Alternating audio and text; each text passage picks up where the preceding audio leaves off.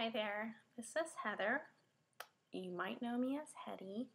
I'm usually on Facebook, which you can slash #AliveInMe or put in Hetty or Heather Stevens and you can find me if you haven't found me yet. I used to be well known actually from Twitter. I was one of the first people that was the nonstop jibber jabber.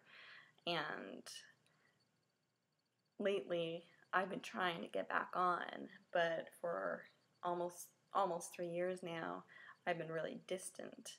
And the fact is everyone on Twitter, you all were just amazing. The way that both Twitter and Facebook prayed for me and my third brain surgery that I didn't even know to announce to anybody until it was the night, probably 6 hours before I was going to go in, and my neurosurgeon came in to let me know we're going to do this one awake. And I don't have fear. You can tell me my plane is definitely going to crash, and I personally I don't think that I'm hard-hearted at all. I'm stubborn, and I'll think the opposite, and I'll be like, I'll be fine. And I don't know if God just put that in me as a child growing up who grew up not knowing anything about Jesus for my future and everything that was to come, or if it's just some coincidental that led to me finding God and going through so many crazy trials, but in the early on stage, the ones that should have been traumatic were really simple on me, like rolling my car 3 times on the 78 Freeway West in San Diego. I rolled it 3 times, a little tiny Tercel, and everything's busted. The whole car is completely gone. And I'm sitting there completely fine except for a broken finger. And I could see what God, I could say back then, was trying to say to me about my marriage back then. But I kind of just would, brush it off and just think, all right, well, it's another day, it's another move on. And life just kind of went a little crazy again, and back to psycho Heather, crazy me, move state to state, change relationships, and it was just, I never gripped it then. Going to Saddleback, I thought everyone was so perfect. I never gripped it then that nobody is perfect. So I just really just stayed away from it all for many years until it finally came to a point where it was my life or finding Jesus so I can save my life. And when in coma from after my ex-husband beat me, I overdosed so much phenobarbital several times, but the last time that almost took my life was during the time I was going to a church to try to figure it all out, to not get it thrown down my throat, but me to personally go in and figure it out. And I just had the most amazing feeling, even after coming out of such a dramatic coma and not sure if this person will live or die.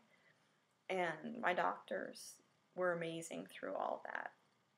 And it's still my neurologist today that helps me with everything.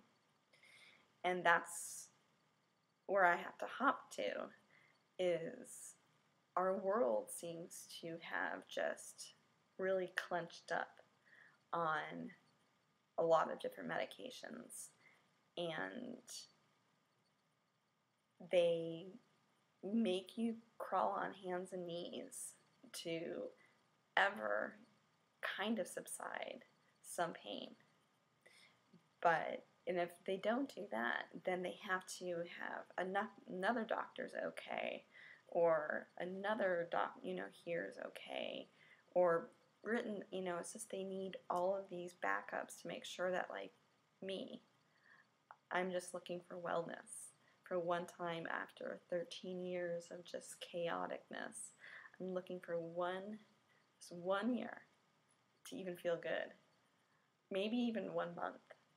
And it's just been very tough. Whether it's because of my epilepsy going ferocious on me, it started really bad when I got pregnant, but moves on to 3 brain surgeries and changing of all these different medications that just change you so much. And I'm just adverse effect with everything. And, obviously the overdosing of I can't be back on phenobarb. I've tried it again and again. And even though I've changed, the fact that it's an addiction in me and my brain just snaps, I can't take it.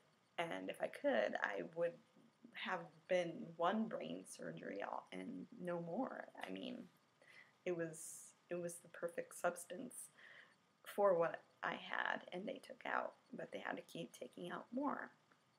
3rd brain surgery, 2010, which was everyone on Twitter and Facebook. All of you were praying for, and I truly thank you because your prayers answered so many things. I basically am seizure free. It's been a while now. I have an oddity where, because they took so much out of the left side, especially most of the temporal lobe, and some, of course, of the frontal, and mesial, and in between, but it shifted. My brain, the dominant side was my left, where surgery was, but it shifted afterward, and I had this friend kind of teaching me, get your mind off stuff, to do this jewelry thing, and it's just a love of my life. I love to do now, but I would never have been able to before, and not even if I learned. I just never had that niche. I never had a niche in anything like that. I was more of a go out, get it, find it, and buy it. But then along comes something that never would have been a blessing for me, was painting. And now I can paint up the world. I'm not as much into, actually pictures of painting. I'm more into pottery, and I'm going to be learning how to actually make really cool pottery figures to paint. But with painting in general, on pottery, Mr. Hall in 3rd grade gave me a C. And I tried my hardest, and that was my first C in art. So I've never been good, but that's the right side taking over for the left side that's been taken out. Now I just wish that the right side had control of more pain for pleasure or for comfort, because the parts that were taken, there are 2 different sections that were taken out that control pain on my left side.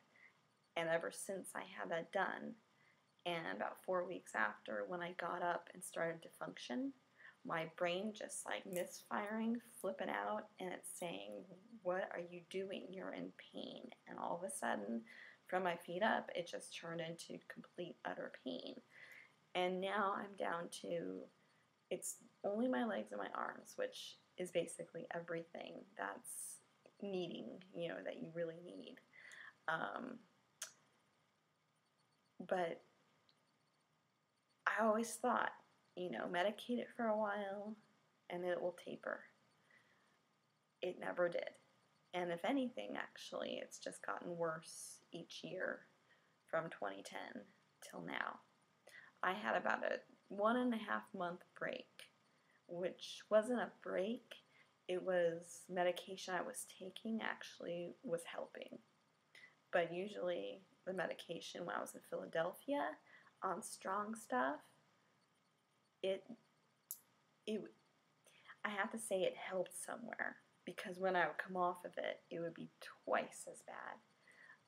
But overall, when I would describe my pain while on it, it didn't do much. That's how ferocious my pain has been.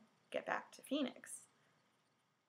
It all came back and it hit hard. And now I'm hip-hopping doctors because, of all places, I used to complain because I was in so much pain and looking for a doctor, found a doctor, but that doctor in Philly wants to send me to make sure that my neurologist takes care of my brain issues, and then he'll just take care of the pain until that happens.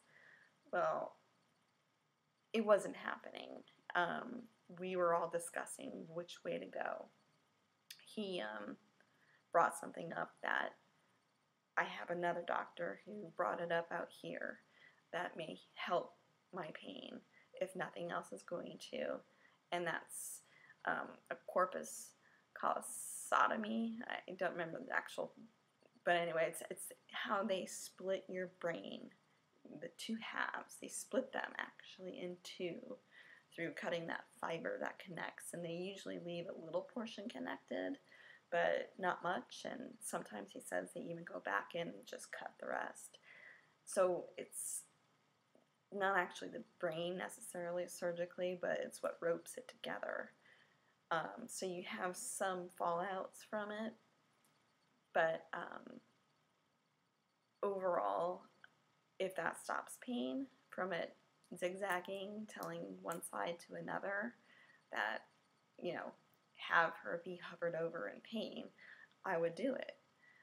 So that's where I don't have fear, even though I've gone through a disaster that helped me in some cases, but I can't do much with it because I'm in utter pain. That's kind of a lose-lose situation. It's really tough. But if I can go in and get that fixed, I don't have that fear to go in and go through another brain surgery that, could help. It's just finding that right doctor. And right now, today, in America, finding any doctor that doesn't require notes from another doctor, medical records galore, written handwriting, big phone calls, as you sit there in tears in their office, hovering over in pain, and thinking my husband's going to be gone all week and I have to keep somehow the house moving. And I can't.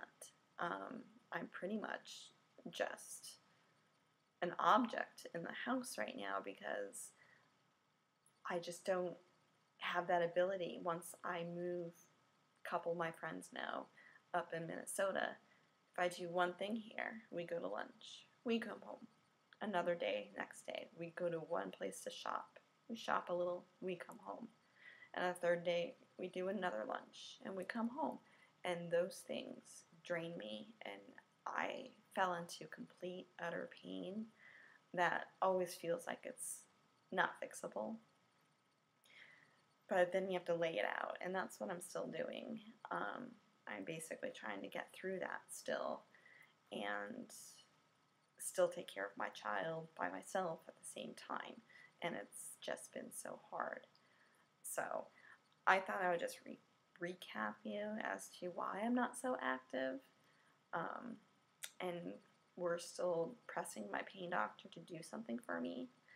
And in the meanwhile, we're going to be making an appointment with that neurologist who talks about cutting the brain in two and then checking my body for everything else under the moon again. But, I can't tell you what the future is. Only God can. God and I right now are kind of headbutting because I just don't know how to take this anymore. It's been one thing after another, and it's been worse. And I need just a let-up point. It's like the Wallflowers, what that group says. They sang, if God says nothing back, and that's how I feel. But I know He's there. I just need to knock harder. And bless you all for being great friends, and come to me and I'll pray for you. God bless.